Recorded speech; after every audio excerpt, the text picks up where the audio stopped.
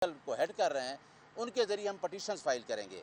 अगली नेक्स्ट जो बात थी उनकी वो ये थी कि KPK के अंदर मैंने बताया कि हमें जो हमारी 1 साल की कारकर्दगी है वो हमें पब्लिश करनी चाहिए। तो इमरान खान ने कहा कि वाकया हमने KPK का जो हमारा ट्रस्ट था, जो हमारा 1 साल की कारकर्दगी थी, वो रिपोर्ट छपी है और हमारी रिपोर्ट पंजाब से कई गुना आगे है KPK की रिपोर्ट जो आई है।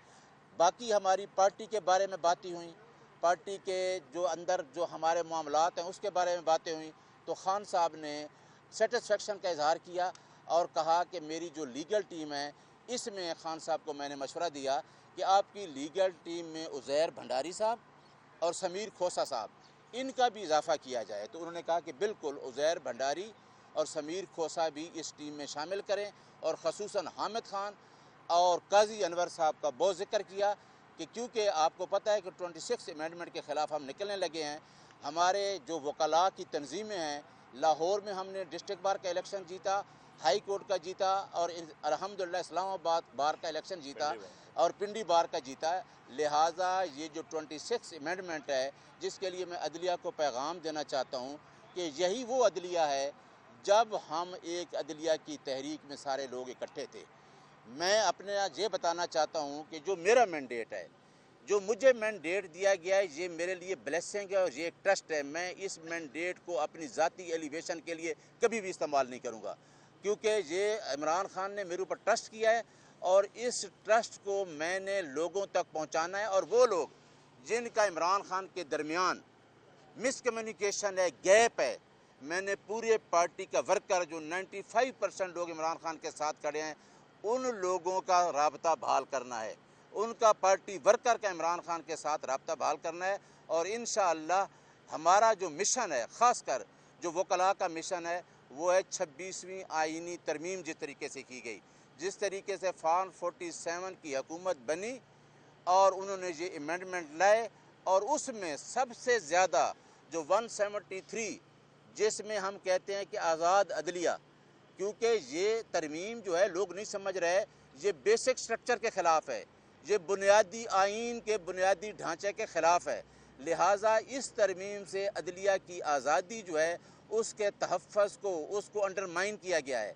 उसमें लिखा था कि 14 साल के अंदर अदलिया को एग्जेक्टिव से सेपरेट किया जाएगा, लेकिन अब आपने ऐसा जुडिशल कमीशन बनाया जिसमें तमाम लोग एग्जेक्टिव के बैठे हैं और उन एग्जेक्टिव के लोगों की वजह से अपॉइंटमेंट हो रही है जुडिशरी में। लिहाजा ये बात सुन लें, क्योंकि ये जो अदालत के अंदर हमारे तमाम जज साहबान बैठे हैं, ये वो जज हैं जो हमारे साथ उस अदलिया की तहरीक में चलते रहे हैं। उनको भी देखना चाहिए कि आइन की बालादस्ती और कानून की हुक्मरानी के लिए हमें खड़ा होना है। हमारा किसी ज़ाती से जंग नहीं है, हमारी किसी अदारे से ज़ाती जंग नहीं है, लेकिन आइन की बालादस्ती और कानून की हुक्मरानी पे कोई कंप्रोमाइज़ नहीं है और इंशाअल्लाह वकला ही इस तहरीक को लीड करेंगे और ये जो गैर आइनी तरमीम है इसको हमने ख़त्म करवाना है। और ख़ास कर इमरान खान ने यह भी बताया है कि पार्टी के अंदर जो आपका वर्कर है, जो आपके जेन्युइन लोग हैं, जो चारों सूबों से, AJK से, गिलगित बल्तिस्तान से, ये सारे लोगों को हमने साथ लेके चलना है। दूसरी बात एक टेररिज्म के हवाले से भी की कि जिस तरीके से टेररिज्म हो रहा है, जो बाइडन की पॉलिसीज़ थी, हम अमन चाहते हैं, नेगोशिएशन चाहते हैं। हम चाहते हैं कि जिस तरीके से इतना अफगान बॉर्डर है, लोगों को जिस तरीके से टेररिज्म हो रहा है, हम चाहते हैं कि मुल्क में अमन हो और अमन से मुल्क आगे चलेगा। इमरान खान की पॉलिसीज़ उसकी बिल्कुल क्लियर हैं, क्योंकि उन्होंने सामने जो बात बताई है आइन की बालादस्ती और कानून की हुक्मरानी। मेहरबानी, बहुत शुक्रिया। अवसर जी, बहुत शुक्रिया जी। आज इमरान खान साहब से फिर एक बड़ी अहम मुलाकात हुई है और 2-3 बातें हैं जो बिलखुसूस मैं आपके सामने रखना चाहता हूँ। मैंने खान साहब को बताया कि कल हमारी JUI के एक वफ़द से मुलाकात हुई, मौलाना गफूर हैदरी साहब और सेनेटर कामरान मुर्तज़ा साहब।